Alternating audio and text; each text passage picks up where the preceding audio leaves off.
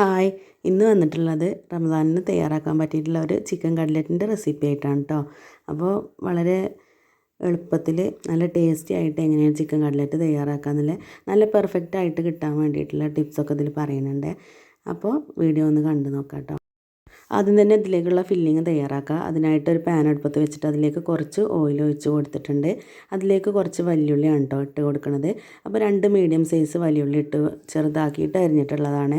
ചോപ്പറിൽ ഇട്ടിട്ട് വേണമെങ്കിൽ അങ്ങനെയും ചെയ്യുക. അത് കുറച്ച് ഉപ്പിട്ടൊന്ന് വഴറ്റിയെടുത്ത ശേഷം ഇതിലേക്ക് ഒരു 1/2 ടീസ്പൂണ് ഇഞ്ചി വെളുത്തുള്ളി പേസ്റ്റാണ് ഇട്ട് കൊടുക്കുന്നത്.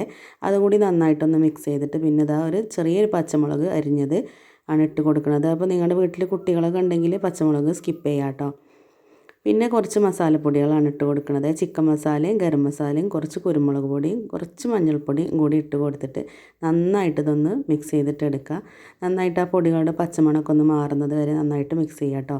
അപ്പോൾ വലിയുള്ളി കൂടുതലായിട്ട് വേവിച്ച് വഴറ്റിയെടുക്കണമെന്നില്ല, ഒരു പാകത്തിന് തന്നെ വഴറ്റിയെടുത്താൽ മതിയേ.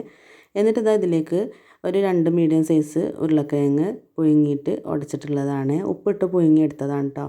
അപ്പോൾ അത് തൊലിയൊക്കെ കളഞ്ഞിട്ട് ഉടച്ചിട്ടുള്ളതും പിന്നെ കുറച്ച് ചിക്കന് കുരുമുളകും മഞ്ഞൾപ്പൊടിയും ഗരം മസാലയും ഇട്ട് വേവിച്ചിട്ടുള്ള ചിക്കനാണ്. അത് ചെറുതാക്കിയിട്ടൊന്ന് കട്ട് ചെയ്തിട്ട് അത് ഇട്ട് കൊടുക്കുന്നുണ്ട്.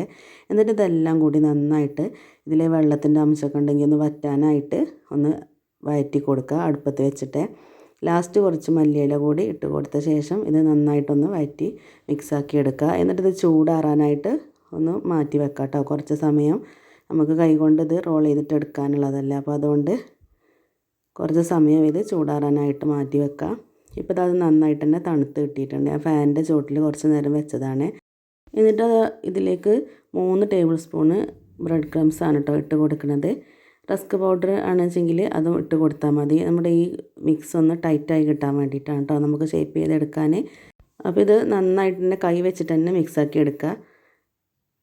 നമ്മുടെ കൈ കൊണ്ട് എല്ലായിടത്തും ഇത് ഒരേപോലെ മിക്സാക്കിയിട്ട് എടുക്കണം കേട്ടോ, എങ്കിലും നമുക്കിത് ഷേപ്പ് ചെയ്തിട്ട് എടുക്കാൻ കഴിയുള്ളൂ.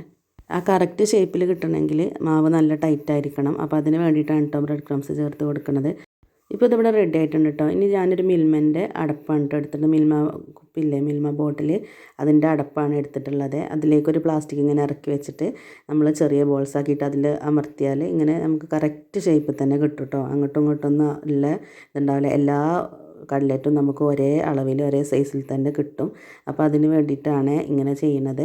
ഒരു പ്ലാസ്റ്റിക്കിൻ്റെ കവർ ഇങ്ങനെ വെക്കാം, പിന്നെ ആ പ്ലാസ്റ്റിക് ചെറുതായിട്ടൊന്ന് പൊക്കി കൊടുക്കുമ്പോൾ തന്നെ നമുക്ക് ആ കട്ട്ലറ്റ് അതിന് കറക്റ്റ് ഷേപ്പിൽ തന്നെ കിട്ടും കേട്ടോ. ഇപ്പോൾ ഇതെല്ലാം ഇങ്ങനെ ആക്കി എടുത്തിട്ടുണ്ട്. ഇനി ഇതൊരു മുട്ടയും ഒരു ടേബിൾ സ്പൂണ് മൈദയും കൂടി മിക്സ് ചെയ്തിട്ടൊന്ന് കലക്കിയിട്ട് എടുത്തിട്ടുള്ളതാണ് കേട്ടോ, കുറഞ്ഞ ഉപ്പിട്ടിട്ട്. എന്നിട്ട് റസ്കിൻ്റെ പൗഡറാണ് എടുത്തിട്ടുള്ളത്. ഈ മുട്ടൻ്റെ മിക്സിലൊന്ന് കോട്ട് ചെയ്ത ശേഷം പിന്നെ ബ്രെഡ് ക്രംസിൽ ഇങ്ങനെ ഒന്ന് കോട്ട് ചെയ്തിട്ടെടുക്കുക. നന്നായിട്ട് തന്നെ പൊട്ടിപ്പോകാത്ത രീതിയിൽ കോട്ട് ചെയ്തിട്ടെടുക്കുക കേട്ടോ. അപ്പോൾ നമ്മുടെ ഇനി ഇത് ഫ്രൈ ചെയ്തിട്ട് എടുക്കേണ്ട ആവശ്യമുള്ളൂ. വേണമെങ്കിൽ കുറച്ച് നേരം ഫ്രീസറിൽ ഇങ്ങനെ വെക്കാം.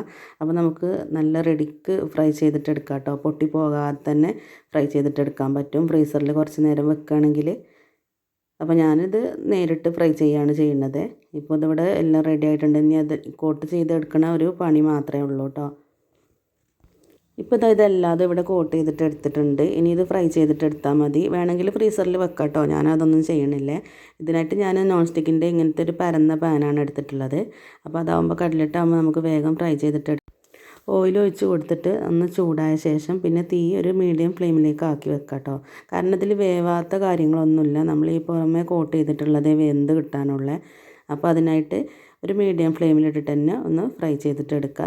അപ്പോൾ ഞാനിതെല്ലാം നിരത്തി വെച്ച് കൊടുക്കുന്നുണ്ട്. ഇങ്ങനത്തെ പാത്രമാകുമ്പോൾ നമുക്ക് കുറേ കട്ട്ലറ്റ് ഒപ്പം ഫ്രൈ ചെയ്തിട്ട് എടുക്കാം കേട്ടോ. അതിന് വേണ്ടിയിട്ടാണ് ഞാനിങ്ങനെ ഒരു പാത്രം എടുത്തിട്ടുള്ളത്.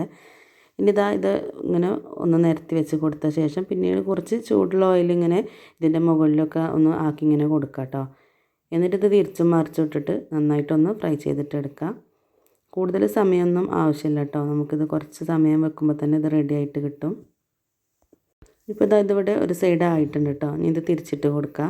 തിരിച്ചിട്ട് കൊടുക്കുമ്പോൾ ശ്രദ്ധിക്കുക കേട്ടോ, പെട്ടെന്ന് പൊട്ടിപ്പോകുന്നില്ല. നമ്മൾ മാവ് നല്ല ടൈറ്റിലാണല്ലോ കുഴച്ചിട്ട് എടുത്തിട്ടുള്ളത്, എന്നാലും ശ്രദ്ധിക്കുക കേട്ടോ മറിച്ചിട്ട് കൊടുക്കുമ്പോൾ.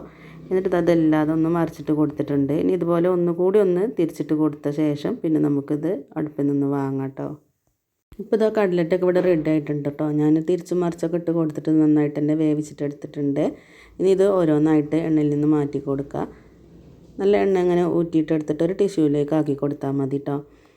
ഇപ്പോൾ കട്ലറ്റ് ഇവിടെ റെഡി ആയിട്ടുണ്ട്. ഇനി വേറെ പണികളൊന്നുമില്ല. ഇത് നല്ല ക്രിസ്പി ആയിട്ടുള്ളൊരു കട്ലറ്റാണ് കേട്ടോ. അപ്പോൾ നിങ്ങളെല്ലാവരും ഒന്ന് ട്രൈ ചെയ്ത് നോക്കാം കേട്ടോ. എന്നിട്ട് നിങ്ങളുടെ അഭിപ്രായമൊക്കെ ഒന്ന് കമൻറ്റ് ചെയ്യുക. ചാനൽ സബ്സ്ക്രൈബ് ചെയ്യാതെ കാണുന്ന കൂട്ടുകാരുണ്ടെങ്കിൽ ഒന്ന് സബ്സ്ക്രൈബ് ചെയ്ത് സപ്പോർട്ട് ചെയ്യണേ. ലൈക്ക് ചെയ്യാനും ഷെയർ ചെയ്യാനൊന്നും മറക്കരുത് കേട്ടോ. നല്ലൊരു വീഡിയോ ആയിട്ട് വീണ്ടും കാണാം. ഇൻഷാ അല്ലാഹ്. അസ്സലാമു അലൈക്കും.